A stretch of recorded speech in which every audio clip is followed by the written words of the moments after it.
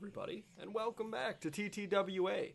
As you can see, we don't have another letter from, what's her name, which is great. And we also have the commissioner here, who I don't think was on last episode for very long, huh? Huh? Yeah. He was Heidi.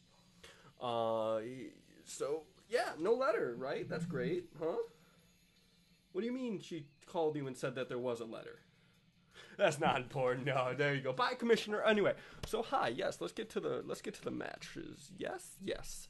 So, I figured out how this works. In the sense of like, what's the best way to do everything. Man, I got the audio working, and now I almost wish I hadn't because it is so fucking loud in my ear. Anyway, so we're gonna have Harley Race go up against Killer Kowalski. Tyson Kidd's going to meet Sunil. Ban Hammer is going to face B-Drill. And that leaves Savage and Banjo. So, I did some math. Got a couple interesting things. So, I figured out that in order for you to be technically eliminated from winning this tournament, although you cannot be eliminated from a round-robin tournament, you can be, like, taken out of the equation. Your opponent needs to have 8 points more than you. So, Tyson Kidd and Killer Kowalski are not technically out of it yet, but they're close. And they're actually going up against, and this was not on purpose, they are going up against Sunil and Harley Race. So, they could either screw themselves further or start to dig themselves out of a ditch. Because if there's anyone that they need to lose, and that on the week that they win, it's the two people up front. Meanwhile, we're going to see, depending on how the Harley Race and the Sunil match goes, we're going to see a log jam at the top, potentially, as these four are facing each other. So, two of these people are guaranteed to get 4 points. So, if Harley Race and Sunil can't win, we're going to see a four-way tie for the first place. If one of them can win and the other loses, which I'm sure is what they're hoping for, we're going to see someone finally break away. But it could also just end up with us going right back to the four people tie. Anyway, so let's start with our first match, which is going to be Harley Race versus Killer Kowalski.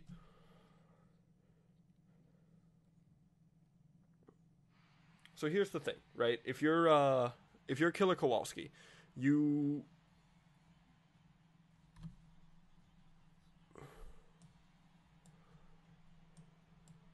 there we go. Sorry about that.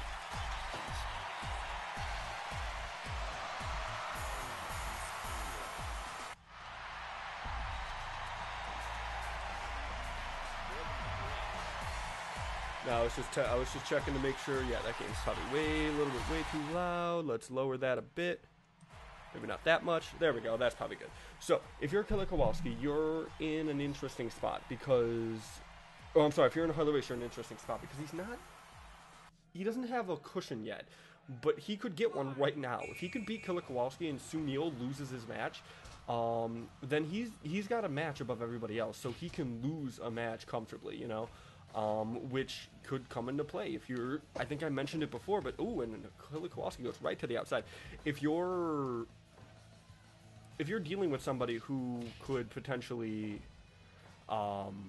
injure you in a match, you're going to want to maybe consider just taking a DQ.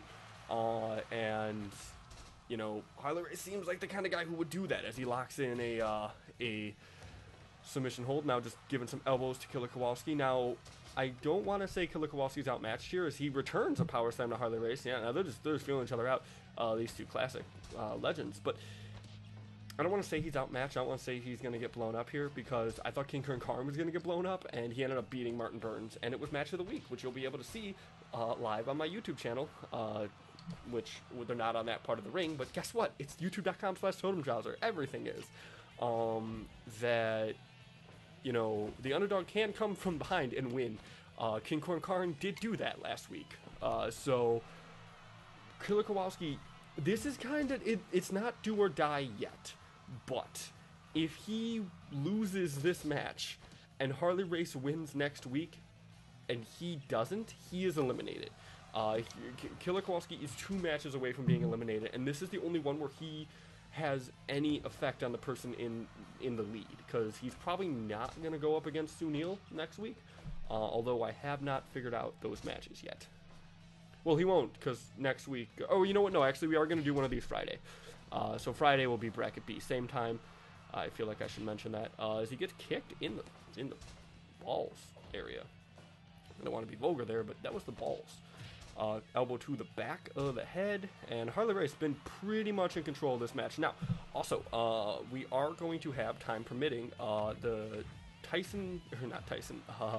the Balrog first round invitational, which Balrog has told me and the commissioner that he really wants to focus on his ability to beat people in less than a round. So, him being the champion, we are more than happy to give him matches. So he issues an open challenge. He did it last week, and Nadeshko from Street Fighter answered and was knocked out in the first round. So we've decided, now that this might be a recurring thing, time permitting, that we're gonna say that if you beat Tyson, like if you knock him out in that first round, you're gonna get invited into the tournament, and your first round match is gonna be against Tyson. If you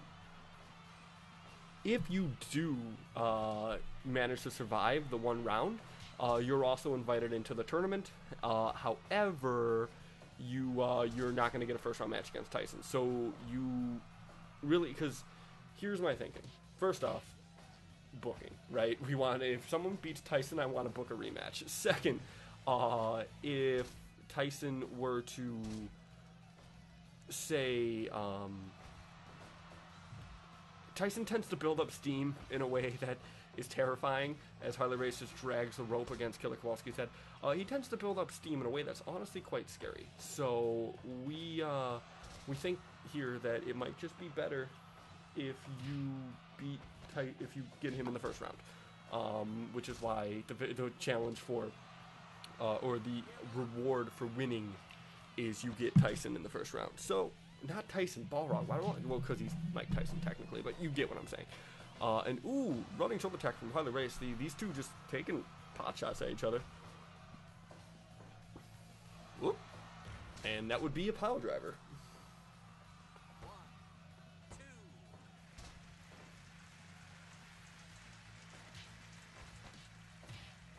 Clubbing blow from Killer Kowalski. Killer Kowalski get thrown in the rope. Harley Race shoulder block, knocking Kowalski down. Harley Race looking like he's taking this opponent maybe a little bit too easily, as he does a belly-to-belly suplex to Kowalski. Kowalski now punching Harley in the stomach, punching Harley in the chest, and now jumping judo chop to Harley Race's head. Harley Race is down. Killer Kowalski now locking in the second stomach claw of the night. Guy Fieri, a referee for this tournament, is going to be getting a long break once we finally finish out this tournament. Harley Race now with a belly to belly, I should say. Harley Race getting thrown outside the ring. Killer Kowalski going out there to meet him. Perhaps Killer Kowalski looking for a count out victory here. Would still be a victory. Would still be a full 2 points. Not a bad strategy, especially when you're going up against someone who's been as dominant as Harley Race has been. But Harley Race looking to turn that maybe around on Kowalski here. No, Harley Race back in the ring, Kowalski back in the ring as well. Kowalski, pile driver. I believe he took one of those from Harley Race now. He looks tired. He's, you know, the stamina of Kowalski, maybe not the best. Maybe that's why he's been losing so much. I can't really say, not being a wrestler. I think that was a diving headbutt. It's always, if it was, it was a really bad splash. And only a 2.9 from Harley Race. Harley Race, that was the closest pinfall so far. Harley Race probably looking to get rid of Kowalski. I think maybe getting thrown out to the ring side area kind of scared him a bit, as Harley Race now going to the top. And another diving headbutt. We're just going to call those diving headbutts. As Kowalski starts stomping at the back knee of Harley Race, trying to take on that vertical base. Now Kowalski getting thrown to the outside. A lot of outside action in this tournament, as opposed to literally any other anything. Like these guys have been just beating the hell out of each other on the outside here. Now Oh, both men down as we hit 11. Kowalski first man up. Now, Kowalski did want to get that count-out strategy. No, Kowalski maybe changed his mind. Maybe he wants to beat Harley Race in the center of the ring. Gets a headlock in there. Now, it's going to be a huge momentum swing if Kowalski can win this. Kowalski can, you know, if you take down the guy who's tied for first when you're tied for last, it is possible that, you know, that win is the beginning of the updraft that takes you to winning this tournament, which is still very possible for Killer Kowalski or Tyson Kidd. They just need to really kind of buckle down, especially if one of them were to lose tonight. It's or both. It would definitely be probably time for them to really start reevaluating their strategies. I think that time has already come, if I'm being completely honest with you, but maybe, you know, sticking to the plan, it wouldn't be a crazy idea at this point. Depends on how tonight goes, as a backdrop gets hit from Kowalski, who's honestly been kind of in control for the past few minutes. Locking in a sleeper hold on Harley Race now. Harley Race looking to maybe submit? No. As he hits a headbutt, the effectiveness is probably diminished thanks to Harley Race's afro. And Killer Kowalski with a knee drop. Goes for a pinfall on Harley Race. Harley Race with a close 2 count. Killer Kowalski now power slam. Knee drop. Is he going to look to finish it? No, hits a second knee drop on Harley Race, but he's too tired to capitalize. Harley Race getting up. Vertical slam, looking to probably take it outside. Yes! Kowalski outside. Harley Race not even going outside, not risking it. Harley Race probably sees that he's probably too tired and could technically get counted out if he's not careful. Power slam from Killer Kowalski. Killer Kowalski running. Elbow drop. Shoulder tackle. Punch. Ooh. Jeez, Harley Race went down just with a punch right there. Kowalski is a desperate man. Oh, he ducked that lariat.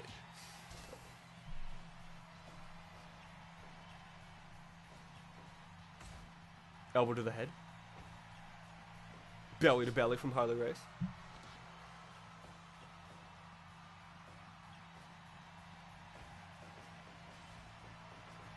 Backdrop. Yeah, Kowalski really impressive here. And normally I would say, you know, even if he loses, still an impressive showing, but this is not this isn't must win for Harley. He did it! I was going to say, this isn't must win for Killer Kowalski, but goddamn, is it close? And he did it. He won. So that means we could potentially either see a huge traffic jam in first place, or we could see a first place contender in Sunil Singh. Harley Race, technically, if you check it real quick here, we do have a...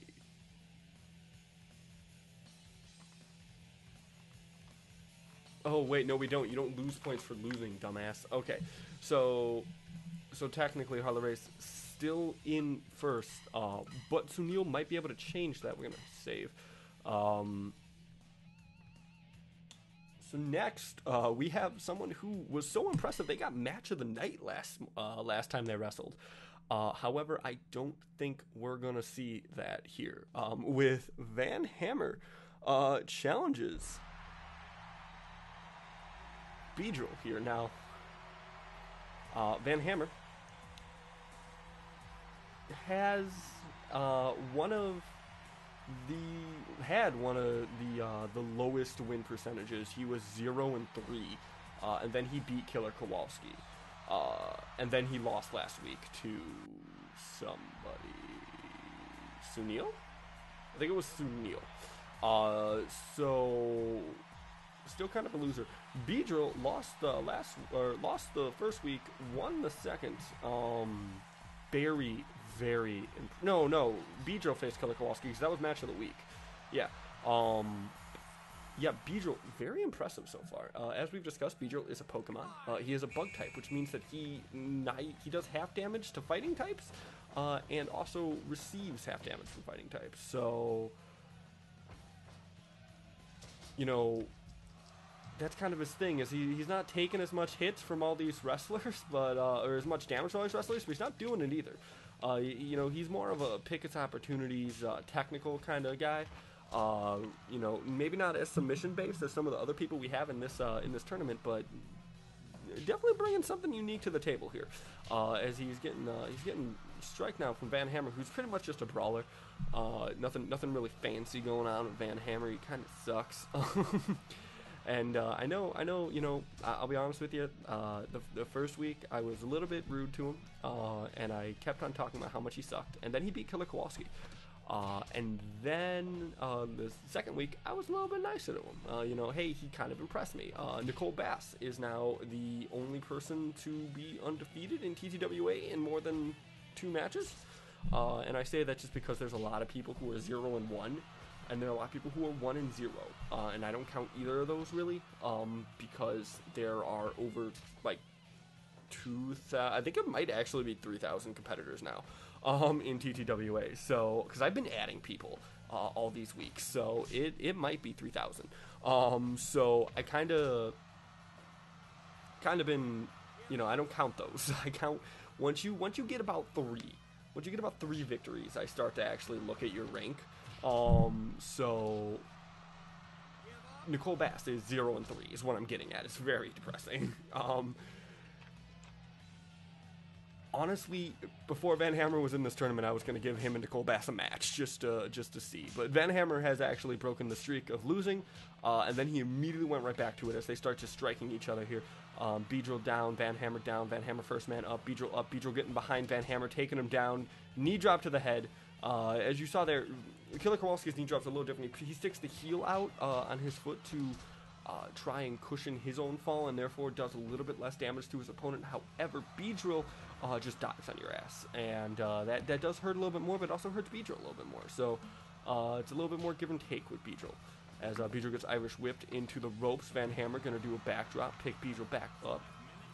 Lariats to Beedrill. Beedrill not really in a whole lot of charge in this match, as we've only done the first 5 minutes, so we're still definitely in the feeling out phase. But yeah, Van Hammer going to the top rope now. No, he decides against it. Beedrill gets back up. Beedrill now judo takedown. He's very efficient at those.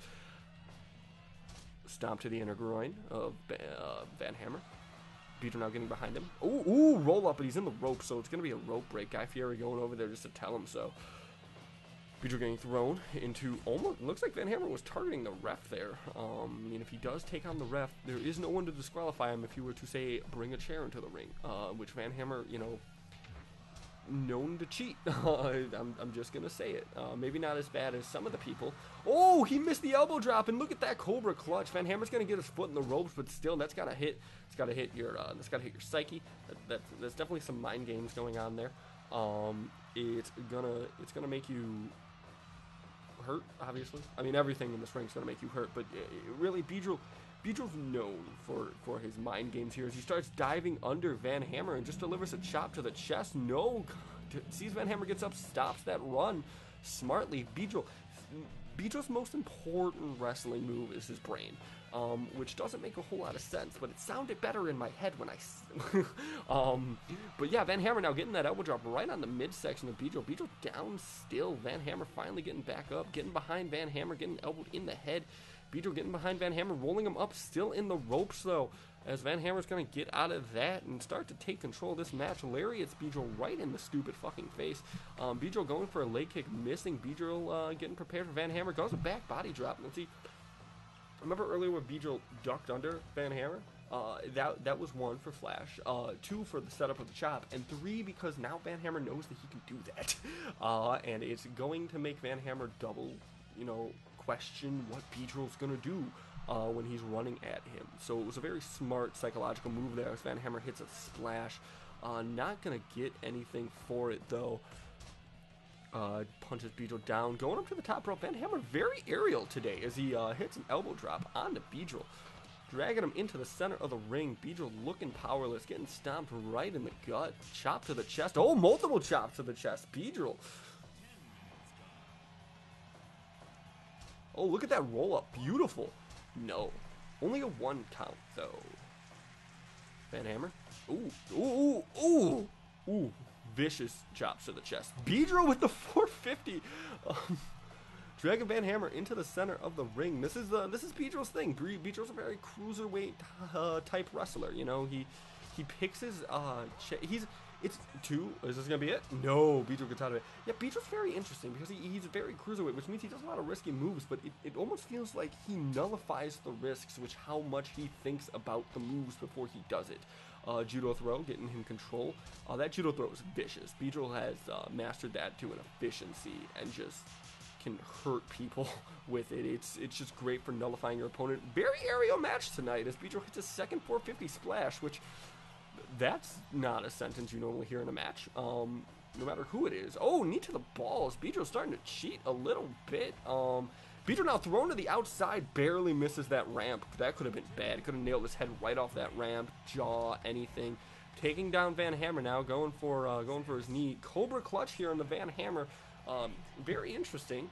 What he's going for. I think Pedro might be looking for a count out. Maybe both of these guys looking for a count out. No, Van Hammer gets back in.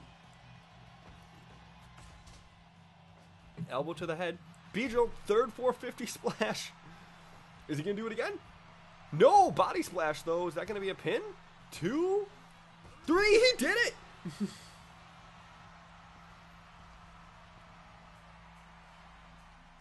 Van Hammer was right next to those ropes, and he did not reach out for them.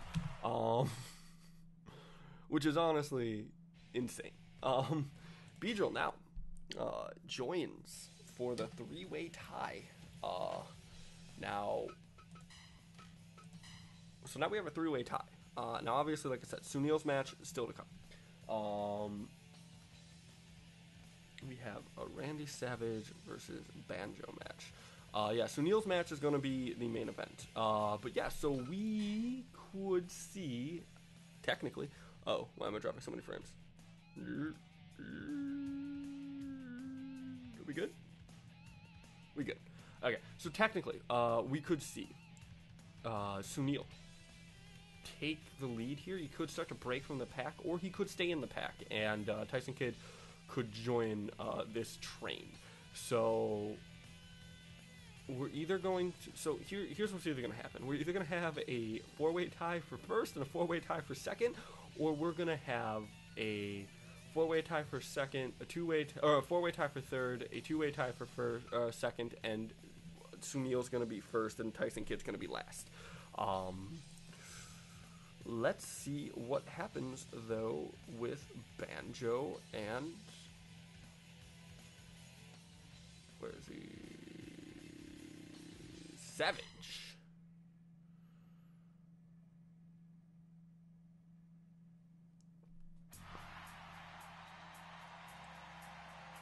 Now, Savage did get a count-out victory. He lost his last match against Sunil.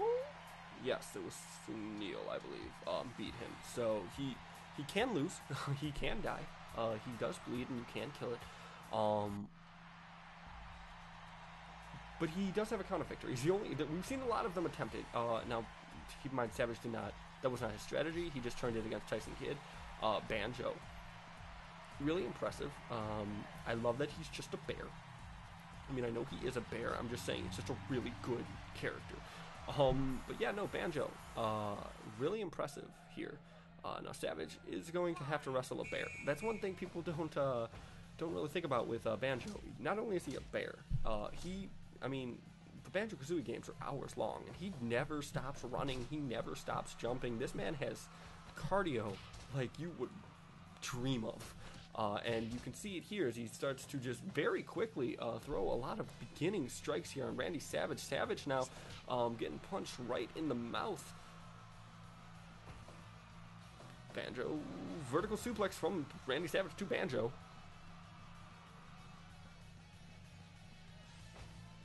Banjo getting thrown into the corner post there, kicking Randy Savage though. Like I said, he has speed, he has stamina, he has the ability to find puzzle pieces in weird places and weird people that remind me of the Fraggles. But I can't remember their names because I didn't own an N64 as a kid. As he hits a suplex there on Randy Savage. Now Randy Savage going for a vertical suplex. No, Banjo giving one of himself, throwing Randy out to the outside. Did you see him flip on his neck? Jesus Christ. That's gotta hurt. Savage does have age going for him here. Banjo eternally young because he is a fictional character. Randy Savage technically dead. So here we have an interesting age dilemma. So definitely something to look out for. Once again, working in Banjo's favor, that stamina, but here's where Randy's favor comes in. Randy has been doing this longer than I have been alive. So he, and I'm much older than Banjo, so Randy has that experience that Banjo doesn't. This is only Banjo's third match here as a wrestler. Randy, this is also his third match here in TTWA, but was a wrestler for years. So, you know, and we got him right at that NWO era in our time machine. So, like, we got him, like, prime Randy Savage. Well, not prime Randy Savage, but, like, about as old as you could have got Randy Savage before he was terrible. So, really, you know, maybe not the best Savage, but we got a decent one here. As he drives his knee directly into Banjo's knee, and then right into his head. Ooh, ow, that was right to the temple. Banjo's got to be feeling that. Randy Savage now power slam, knee to the knee, and is he going to go for the knee to the head? No, but he does try to, ooh, they both try to hit each other with punches and miss each other. Banjo now into the corner. Randy running into the corner with a hip attack. Banjo getting kind of stunned out of there. Banjo now getting Randy into the corner. Randy kicking Banjo out of it. Here we go. See, this is what I was talking about. Randy's expertise is really starting to show here. Banjo looks a little lost, if I had to say it. And Randy now with the lariat, yeah, he is just having his way with Banjo in a way that I don't think Banjo knows how to fix. As Randy now getting, nope. Oh, yes, another knee right to Banjo's gut. And I think that might actually be it. No, he's going to keep stomping away on Banjo. Maybe, I mean, it is a bear we are talking about, so I would continue to hit it until it stopped moving as well. And I think Randy just hit a drop kick to Banjo's knee there, which is asininely impressive. Banjo now getting thrown. Oh, Banjo now starting to take control, and he hits Randy with an elbow right to the knee, misses a drop kick. That might have been poor, as Randy cannot capitalize on it as he gets vertical suplexed here. Banjo going for the pin, seeing that maybe he needs to end this sooner rather than later. Only gets a 1 count though. Gonna need to do more against Randy Savage here. Banjo seeing what more is, going to the top rope, maybe thinking better of it. DDT from Randy on the Banjo. We don't know who trained Banjo how to wrestle. But someone must have, because he does show at least some wrestling expertise here. Savage, Banjo, Savage, Banjo, and Banjo does manage to win that strike contest here. Is Randy though getting control of the grapple here, stomping away at Banjo, going for the pin. 2, no, Banjo able to kick out of it. We are still in the first 10 minutes of this match. I really don't expect a pinfall from either of these two competitors, but I've seen it before. Banjo now walking towards Randy, dodging elbows like it's his job, because it is. As he gets elbowed to the chest, does Randy. Banjo dropping an elbow now, mocking Savage almost, which maybe not the best thing to do. As Randy hits a stalling vertical suplex, not a very long stalling vertical suplex, but still impressive. As Randy now getting a knee right to Banjo's stomach, dragging Banjo into the center of the ring here. Running power slam from Banjo, looking to take a little bit more control here, dragging Randy into the center of the ring. Elbow to the neck area from Banjo. Punch to the head. Randy, yeah, this is very back and forth as Randy locks in a sleeper hold on this bear. Very, very back and forth between the two as Banjo able to get out of it. Kicks right to the midsection of Randy Savage, and then a sidewalk slam. Banjo now going for this pinfall with that stupid face. 2, no. Randy able to get out of it. These two, I think both of these two realize that they need to end this match soon. And neither one wants, both of them have the resiliency to last, but they know that they need to get this done with. Savage kicking out at 2 now. Both missing a strike. Savage in control of the grapple. Gonna hit Banjo with a lariat. I was expecting another knee. I think Banjo was too. Banjo now locked into a sleeper hold again. Is he gonna give up? No, he's gonna be able to get out of that one. Throws Randy into the corner here. Picks him up. Puts him on the top rope. Ooh, superplex from Banjo. That might have been it. That might have been all he needed, but apparently Banjo disagrees here as he picks up Randy. No, Randy with the snap suplex now. Both competitors down. Randy first man up. Ooh, throws an elbow, misses it. Does manage to hit a European uppercut, though, on the bear. Randy going to the top rope, hitting his elbow. He's in the ropes, though, and Banjo's able to get out of it. That's what I was saying. Someone has been training this bear how to wrestle, because that was great ring awareness that Van Hammer did not show last match. As Randy throws Banjo, hits the lariat. Banjo ducks under it now, knowing a little bit better. Hitting him with some razzle-dazzle here. Randy Savage is down. Banjo in control now as he picks up Randy. Randy stunned, goes after Randy, throws him into the corner now. And he's going to hit some shoulder tackles right into Randy's midsection. That's going to take his breath away. Speaking of breath taken away, it looks like Banjo's a little tired here, which...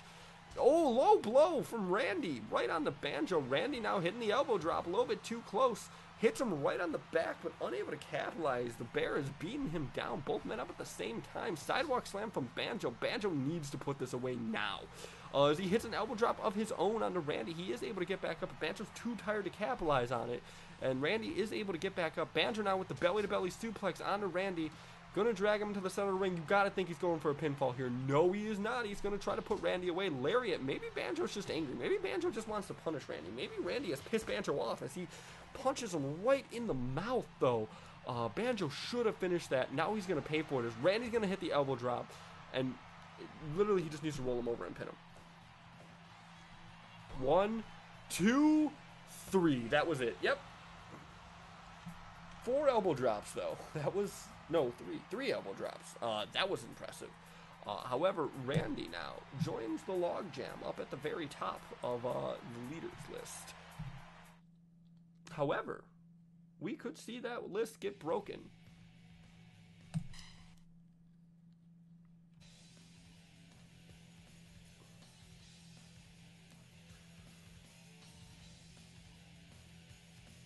Oop, nope. Oop. Ha.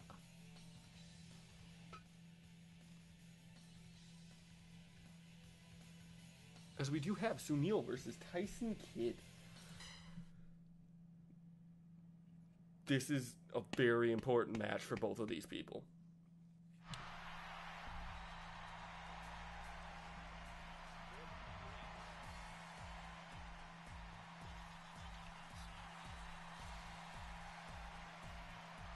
Tyson Kidd needs this win. Sunil needs this win.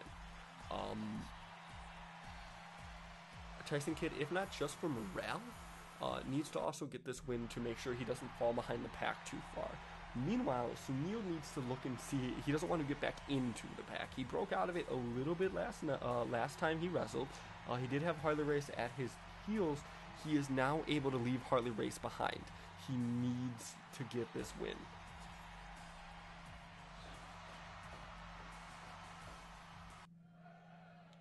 Both competitors ready. Guy Fieri, your referee.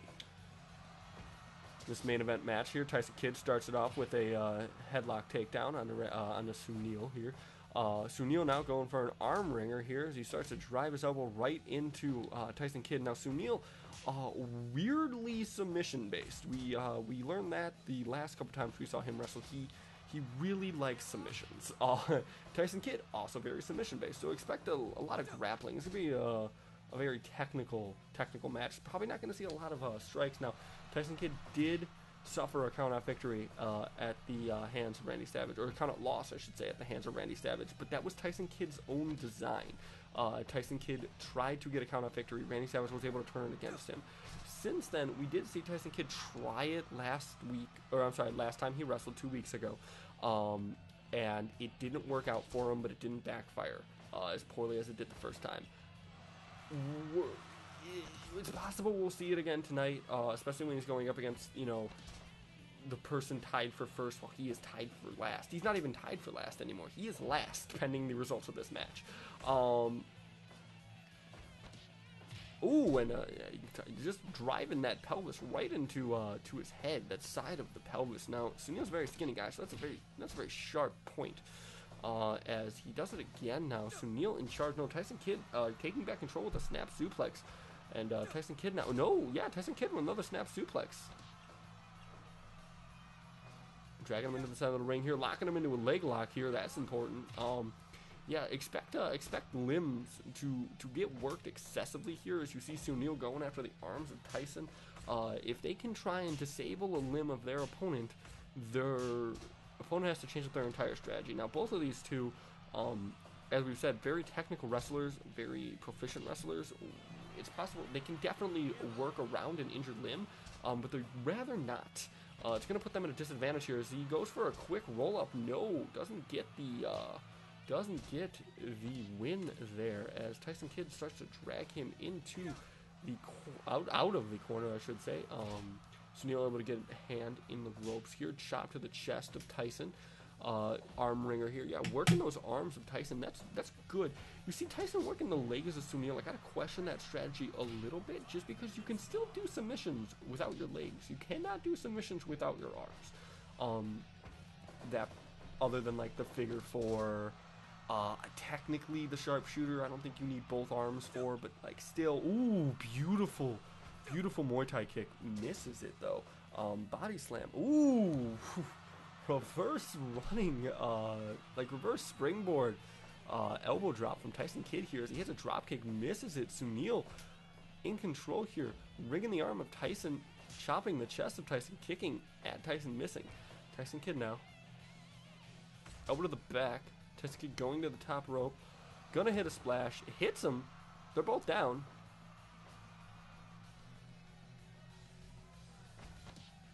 Balrog. Or I'm sorry, Tyson Kidd getting a hip check. I'm thinking Balrog because we're probably gonna have a Balrog match tonight.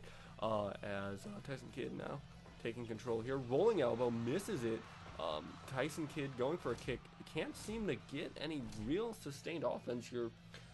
Either of these two competitors. As soon as they start to build a little bit of steam, the other one kind of takes control. Very back and forth still in this relatively early part of the match. As we see the first instance of that weird elbow to the temple move that Martin Burns is really proud of. We will not see him tonight. He will be next. He will be Friday. I'm sorry. He will be Friday. I'm used to only doing one of these a week. So we're gonna try one Friday, and if it works, maybe we'll do it next week. But Tyson Kidd punch to the head. Sunil though able to do a double leg takedown and a leg drop on Tyson Kidd. Reverse Russian leg sweep from Tyson Kidd. Now Tyson Kidd on the back pedal. Springboard elbow drop from Tyson Kidd. Ooh, he got that kick right in the back of the head. Sunil hits a rolling elbow, misses it though. Chop to the chest though from Sunil. And Tyson, ooh, Tyson Kidd's locked right in there in that leg. That's not how legs are supposed to bend. Tyson Kidd able to get out of it though, being a submission expert himself. Chop to the chest, kick to the leg. Yeah, now Tyson Kidd really going after those legs. Sunil though with a roll up. Tyson Kidd able to get into the ropes.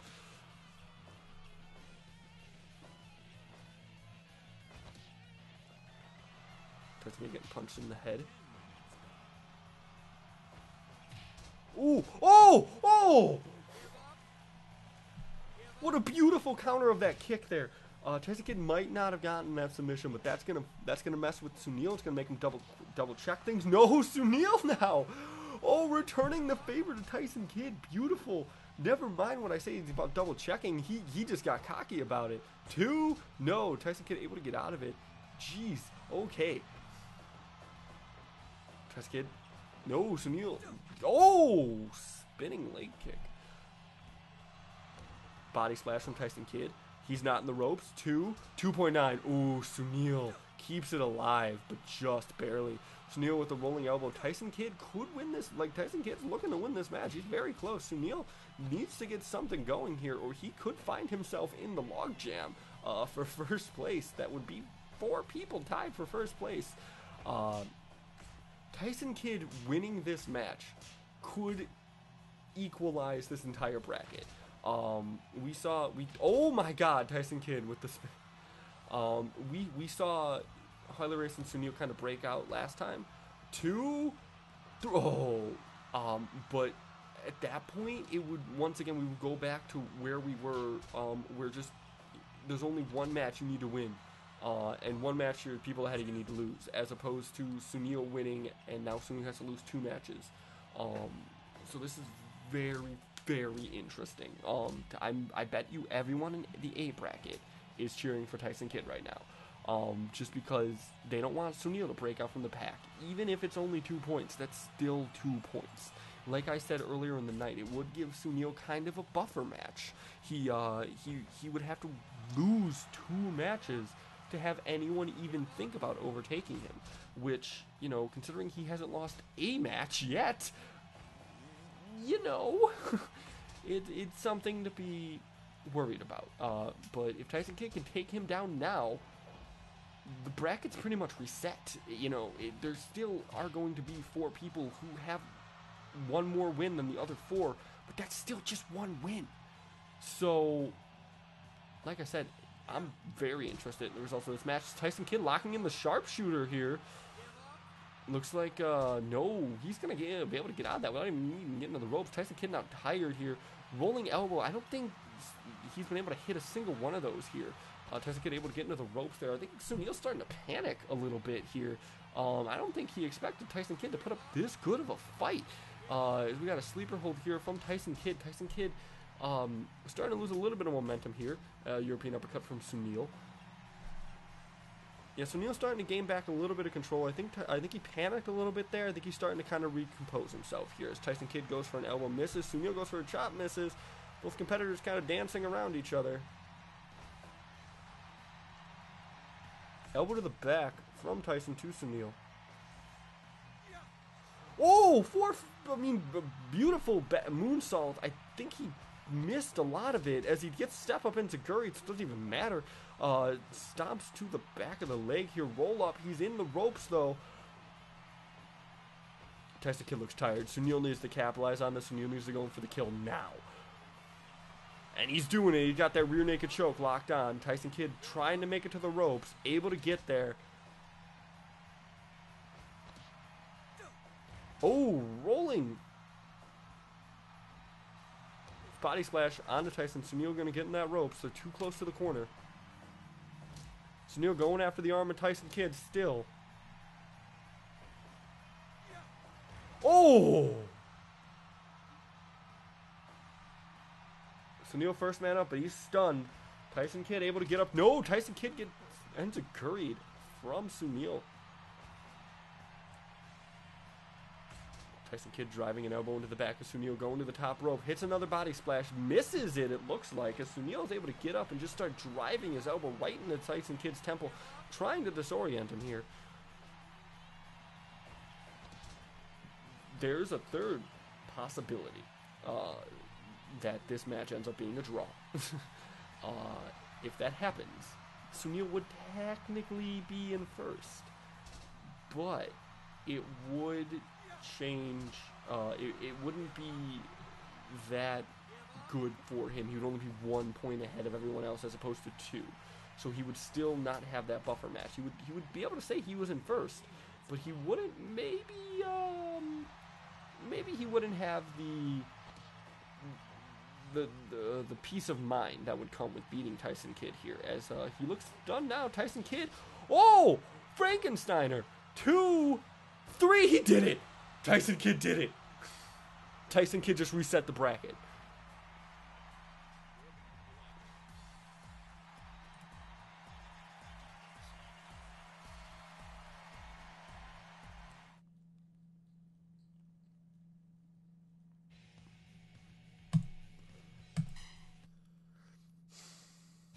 Okay, so here's the deal, right? First off. So, check it out. We now have a 4-man tie for first place. We have Bijo, Harley Race, Randy Savage, and Sunil. However, we also have a 4-man tie for second place. Tyson Kidd, Van Hammer, Killer Kowalski, and Banjo. It is possible that next week these 4 win their matches, and some of these 4 lose their matches, and we actually can see some of these 4 in the bottom half start to chip away at the top half. We also could see, we even have a higher chance now of someone breaking away though, just because I don't know what the matches are for next week. It is possible that we'll have like Sunil versus Van Hammer and Sunil will win. I think we actually already had that match, but you know what I mean. It is possible that we can see that, and that we'll start to kind of see more breakaways. We have 4 more people. We have 2 more people now who could technically break away, but we have 4 people who could potentially get up into that first place contendership. So we have a very, very interesting situation on our hands here.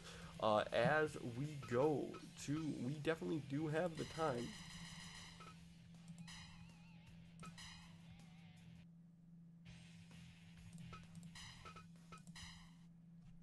So here's the deal. Like I said, Balrog wants to. Balrog is our only ever two-time champion in TTWA. He is the destroyer of records. He has broken so many records. He is the first ever two-time champion, the first ever fictional singles champion, the first man to hit double digits and double-digit wins. I think the only man to ever actually double-digit win. Let me look at that real quick. First man to double-digit win, only man to double-digit win, I believe, and I think, yeah, 1 second, let me check. Yeah, only man to ever double-digit win. First man to break 20 wins. He did that last week. He's only ever lost 2 matches, one to Ip Man and one to Test Martin. But when he came back and won his second tournament match, he was a different Balrog. He was more calm. He was less cocky about it. And we've seen him just be undefeatable since he's kind of regained himself. Now, one of the things about Balrog is that he doesn't like to get rusty. So he asks for tuner matches. Now, before you think that that's just him bullying people, it's not, because he does consider an opportunity. He has stated that if you can get past the first round with him in this match, remember, this is only a first round match. If you can do it, he will not only let you, he's gonna, if you can get past the first round, he invites you into the tournament, because he does have the ability to kind of invite people into the 16-man tournament that's going to happen once we get through the T1 Clawmax. We're basically going to do all the matches, and then the finals between the winner of Bracket A and Bracket B will be the main event of the next chapter end, which I don't know when that will be, because there's a lot more matches we need to run through. But if you can beat him in this, you will get accepted into that tournament. If you beat him, you're going to go against him in the first round. If you survive the minute, though, or the 5 minutes, you get into that tournament. So, this is a big deal. You know, when you're talking how everything is randomized here at TTWA, getting guaranteed. Why the fuck do I have 3 Earl Heb? 4! I have 4 Earl Hebners. But yeah, it's a big deal to have a seat in a title match. So let's see who's gonna go up against Balrog here. Barack Obama. Okay. As I stated, is 5 minutes. All Barack Obama has to do is survive 5 minutes with Balrog. Let's see what happens.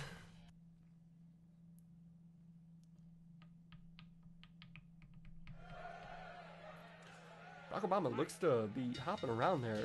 Got light feet there as Obama as he takes a couple shots from Balrog. Able to body slam Balrog now, though. Balrog hitting some shots. You don't want Balrog to hit you ever. Ever. And I know it sounds crazy. Like, I know it sounds stupid that, like, your strategy for fighting Balrog is don't let him hit you, because that's your strategy for everyone. But it's more so for Balrog. Balrog is a scary man who will hurt you if you let him. And Barack Obama is kind of letting him right now. Barack Obama dodging strikes, though he's actually looking pretty good there. You know, I mean, first black president, you know, very tough dude, even if it doesn't, you know, seem like it from what some of his opponents say. Very, very tough dude, Barack Obama. Probably one of my favorite presidents. And Barack Obama now power slamming Balrog.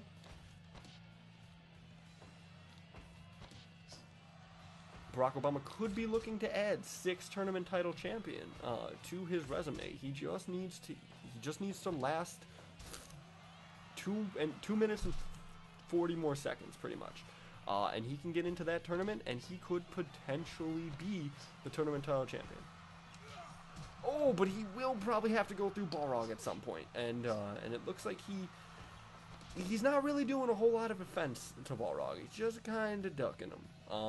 Which, to be fair, there's something to be said about just outrunning the man for 5 minutes. He's already gotten through half of the time. As he taunts to the crowd, is Barack Obama doing the worm? Barack Obama's doing the worm. Ladies and gentlemen, okay. That's great stalling, though, I guess. As he only has a minute and a half left here. Alabama slam from Obama. Oh! Oh, that was beautiful. Barack Obama now coming to life here at the last part of this round. And no, Balrog looking hurt. Balrog throwing some strikes at Barack Obama. These two sharing blows here. Less than a minute left for Obama. All he has to do is survive the next 30 seconds, and he will be in the tournament title tournament.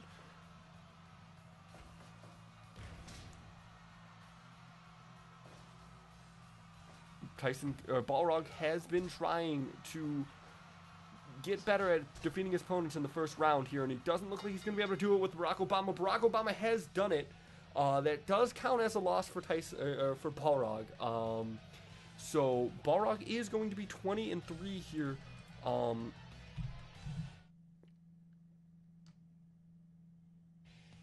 Yeah, so Balrog is now 20-3. Barack Obama does have a win technically over Balrog. However, let the record show that neither competitor was beaten. So we are going to see Barack Obama in the next 16-man tournament for the tournament title tournament. Balrog will also be in there. He's not going to be facing him in the first round, but he will be there. And I think we actually have time for one more match, and it's a match I kind of wanted to see for a while here. So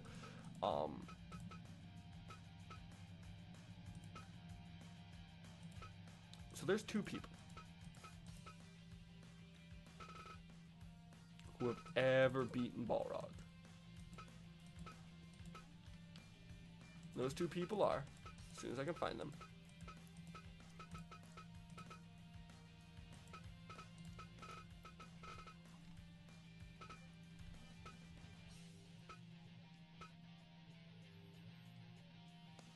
Ip Man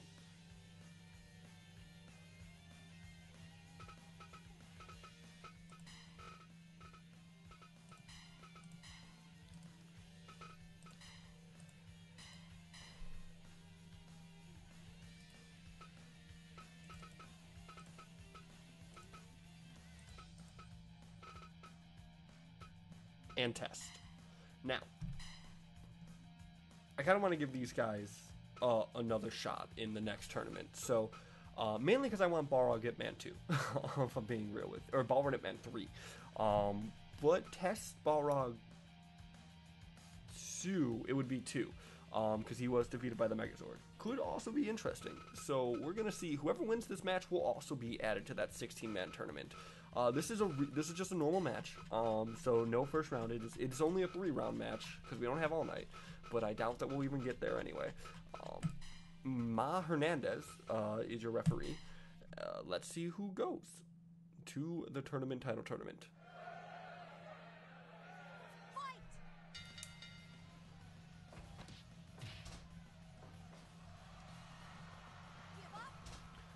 Okay, here, Ip Man, very, very grapple heavy. Test, a lot more just kind of shots. He throws a lot of hard hits, and that's kind of what led to him being so dominant. But he might lose here, as you know, Ip Man. Now this is actually Ip Man Test 2. These two have fought before, and Ip Man did come up the losing end. In fact, Test took the title off of Ip Man. He faced Ip Man, I want to say, in like the semifinals and beat him. So, you know, these two have fought before. So Ip Man looking to get a lot of revenge here between these two former champions. Test now power slam from Ip Man, or to Ip Man, I should say here. So he locks him into a Boston Crab. Ip Man able to get out of that. Ip Man now not in control. Test been dominating Ip Man here. It man getting some almost submitted here. Now you might notice that we are missing a champion. And that champion is Sid Vicious. Why didn't I consider Sid Vicious? Because I honestly, he got enough chances and proved that his win was a fluke. At least when both of these competitors had their rematch tournaments, they got past the first round, in which I think Sid Vicious was beaten in the first round by Test. I think Test might have did it, actually. So, yeah, we don't need to see Sid Vicious anymore. And Sid Vicious has wrestled in other divisions, as opposed to these two have not. I think Test might have wrestled like one match in another division. Yeah, he did. And he did come up short there, but we do like to give Test a chance just because Test was so dominating. And figure 4 on from Ip Man here.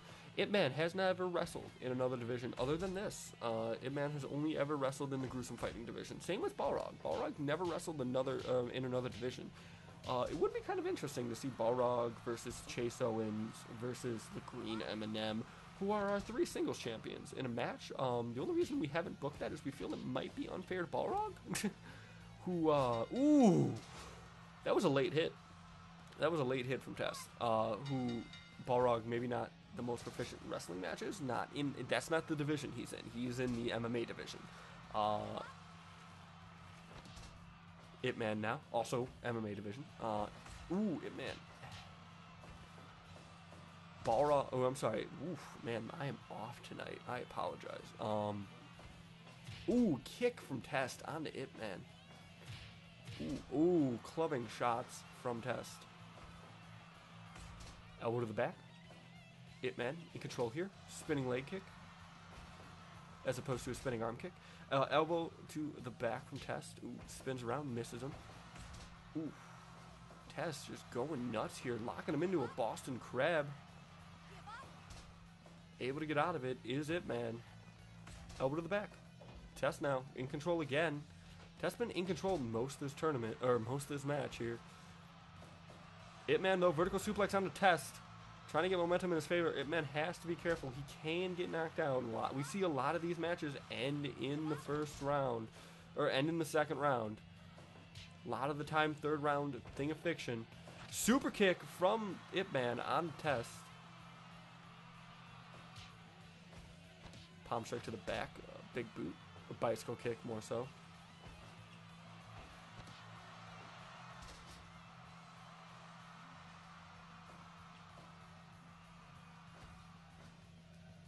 Ooh, spinning neck breaker.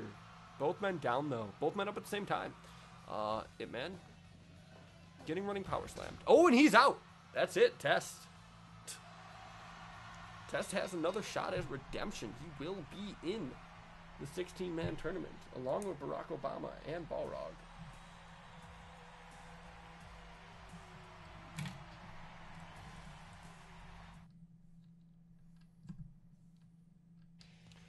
Okay, so that's about an hour, which is good. Put it to my face again. Pwah! If you liked this, go ahead and like, comment, subscribe, or if you're on Twitch, follow? Yes, follow. Follow me. You also follow me on Totem, twitter.com/totemtrouser, as that is where I post updates about this if I can't do it. Subscribe to me at totemtrouser.com, or youtube.com/totemtrouser, as that is where I post the VODs of this, the stream archives, and also stream archives of other stuff that I might do. I don't just do this, I just mainly do this, but like I'll throw on some Killing Floor or something every once in a while. Go ahead and I think I said everything. Yeah, I do these every Wednesday at 10:15, and I am going to start experimenting with Friday at 10:15. So come on out to that. Although if you're watching this on YouTube, that already happened. So